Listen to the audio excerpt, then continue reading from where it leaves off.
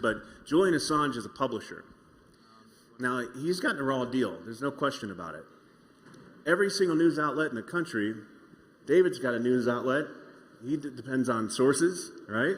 And if somebody leaks some good information about some bad people, he'd probably report on it, right? Absolutely. Darn right he would, okay? So this is something that all news outlets do.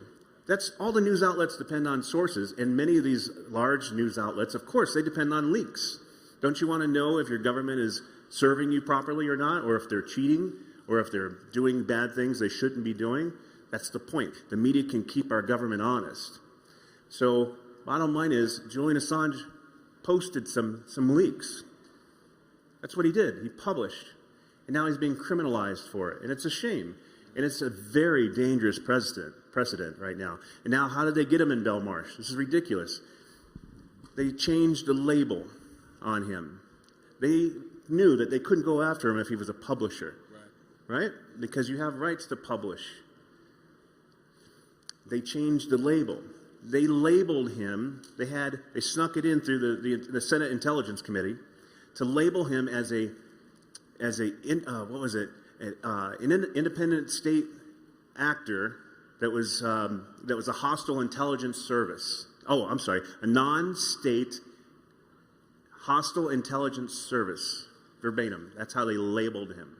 So that drew a line between publisher and somebody that was a non-state hostile intelligence service. If they could label him, it's word salad is what it is, okay? So they labeled him this, and that enabled them to go after him. That enabled them to start spying on him while he was in the embassy. That's what enabled, they planted bugs, microphones in the bathrooms, cameras. That's a deep story, I'm telling you. And there's some people here in Las Vegas that aren't around anymore that actually got involved with setting that up. They spied on him, and they broke his attorney-client privilege by spying on his conversations with his attorneys. It's all wrong, okay? So, and then basically they're trying to label him as somebody that colluded to go get top-secret information. But he didn't do that, and there's been no proof that he's ever done that whatsoever. He simply took information from a source, but his crime was exposing the government for their crimes. Yep. And that's a big no-no. So we're not allowed to expose the crimes. And so that's why there's a movement right now by, unfortunately, our intelligence communities that are supposed to be working for us, and they want to take away our ability to protest. They don't want us doing these type of things. They don't want us challenging what they're saying. They certainly don't want you speaking out against their crimes. And God forbid, they certainly don't want you exposing their crimes. So Julian Assange is paying for that right now. Well, and take a look at Australia if you want to see where the Democrats would love to take our country, where they literally say, we're going to send you a ping. If you don't respond within 5 minutes, showing that you're wearing a face mask, we're going to come after you. I heard they got a lot of funny, selfies from rear end. Probably. Yeah, hopefully they did. But no, that kind of state ran, everything. There's no freedom over there. So it's not good what's happening in Australia. No. Can't let it happen here. And that's an example of what they want to do here, okay? That's what I was talking about earlier, that vaccine passport thing.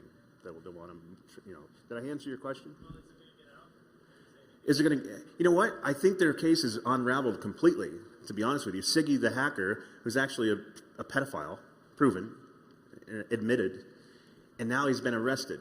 And it turns out that the FBI actually paid him to be an informant to turn against Julian Assange, and they actually paid him $5,000 for it. So how is this right? Okay?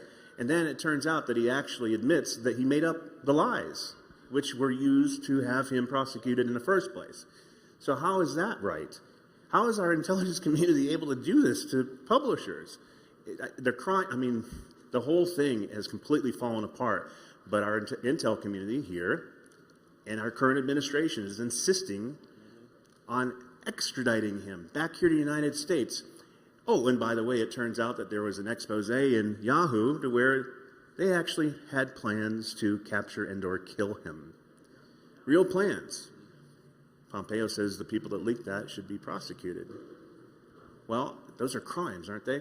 So it's kind of isn't it a conflict of interest that the group of people that wanted to capture and or kill him are now saying, well, we failed at that. So we want to extradite him so we can get him over here and and hang out with him, right? Yeah, and hang out with Epstein.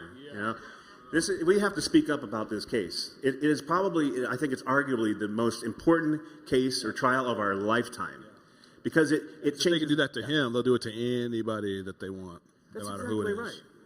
Yeah. Anybody that speaks up, the end goal here, it's not about Julian Assange that they're after so much. It's about your right to protest. And so if you stand up, and especially if you expose their crimes, they'll lock you up and throw away the key. And that's the example that they're making right now. You got to speak up about this. Actually, his trial starts in just a couple of days, coincidentally, the 27th and the 28th. I encourage everybody to be loud about this, as loud as you can get. Like David said, post on every platform you can possibly find that we need.